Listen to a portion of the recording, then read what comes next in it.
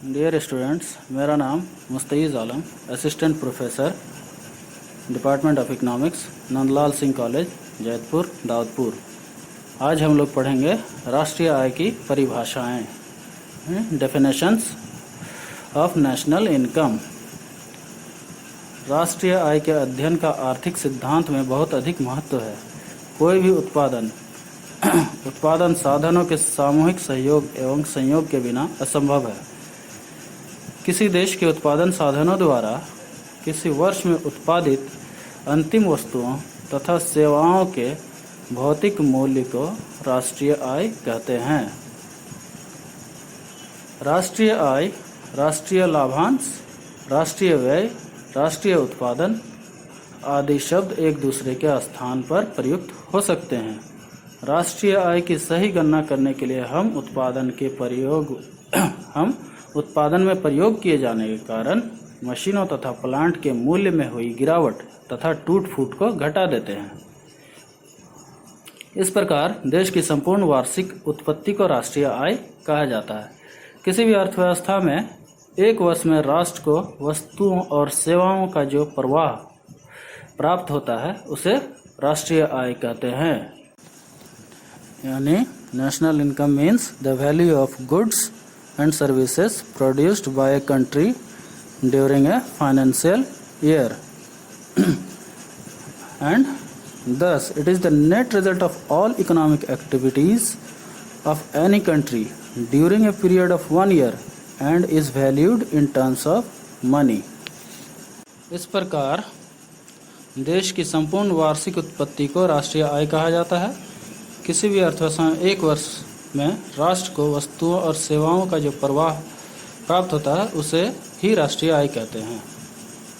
Professor martial, professor Pigou एवं professor Fisher ने अलग अलग दृष्टिकोण से राष्ट्रीय आय की प्रस्तुति की है। इसके अतिरिक्त professor Simon Kuznets, professor Clark एवं संयुक्त राष्ट्र संघ द्वारा दी गई परिभाषा भी उल्लेखनीय है। मार्शल की परिभाषा, यानी राष्ट्रीय आय के लिए मार्शल ने जो परिभाषा दिए हैं उसको पढ़ेंगे हम लोग। तो मार्शल के अनुसार किसी भी देश का श्रम और पूंजी उसके प्राकृतिक संसाधनों पर कार्यशील होकर प्रति वर्ष भौतिक और अभौतिक वस्तुओं का निश्चित वास्तविक उत्पादन करते हैं, जिनमें सब प्रकार की सेवाएं शामिल रहती है। इसे ही देश की वास्तविक राष्ट्रीय आय कहते हैं। मार्शल ने उपर्युक्त परिभाषा में वास्तविक शब्द का प्रयोग इसलिए किया है क्योंकि कुल उत्पादन में से कच्चे माल का मूल्य घिसावट यानी डिप्रेसिएशन, घिसावट को इंग्लिश में डिप्रेसिएशन बोलते हैं, अथवा मूल्यह्रास एवं कर तथा बीमा व्यय को निकालकर ही वास्तविक राष्ट्रीय आय ज्ञात की जा सकती है। इस आय में विदेशों से प्राप्त होने वाली आय भी शामिल रहती है। मार्शल की परिभाषा की विशेषताएं। मार्शल की उपर्युक्त परिभाषा के आधार पर उसकी निम्नांकित विशेषताएं स्पष्ट होती है। नंबर 1, राष्ट्रीय आय की गणना का आधार 1 वर्ष है, अर्थात 1 वर्ष के उत्पादन के आधार पर ही राष्ट्रीय आय की गणना की जाती है। यानी राष्ट्रीय आय किस आधार पर गणना की जाती है? राष्ट्रीय आय की गणना 1 वर्ष के लिए ही, या उसका आधार 1 वर्ष ही होता है, या फिर इसको अर्थशास्त्र की भाषा में फाइनेंशियल ईयर या वित्तीय वर्ष भी कहते हैं। नंबर 2, मार्शल ने राष्ट्रीय आय में विदेशों से अर्जित आय को भी शामिल किया है। यानी राष्ट्रीय आय में विदेशी आय भी जोड़ा जाएगा। यानी कोई अगर विदेशों से धन अर्जित करता है तो वो भी राष्ट्रीय आय में गणना किया जाएगा।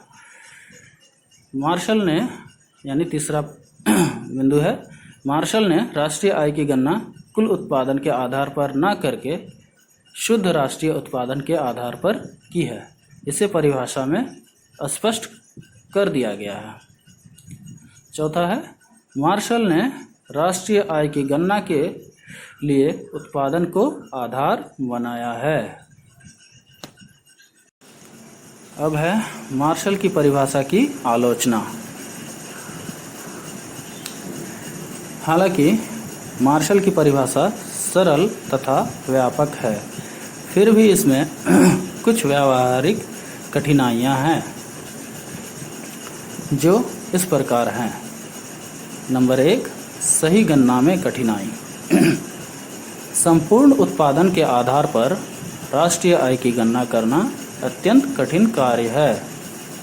कुछ वस्तुएं ऐसी होती है जिनका उत्पादकों द्वारा प्रत्यक्ष उपभोग कर लिया जाता है और इस प्रकार अनेक वस्तुएं और सेवाएं विनिमय में नहीं आती है, अतः राष्ट्रीय आय में इन्हें शामिल करने में कठिनाई होती है। यानी राष्ट्रीय आय की गणना करना पेचीदा है जो मार्शल ने अपने परिभाषा में दिया है। दूसरा है संपूर्ण उत्पादन की गणना अत्यंत कठिन कार्य। देश में वर्ष भर में असंख्य वस्तुओं का उत्पादन किया जाता है तथा एक वस्तु की भी कई किस्में होती है। साथ ही उत्पादन करने वाले उद्यमी भी असंख्य होते हैं।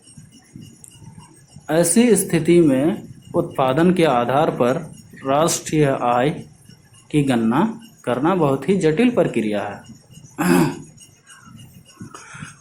तीसरा है दोहरी गणना की त्रुटि।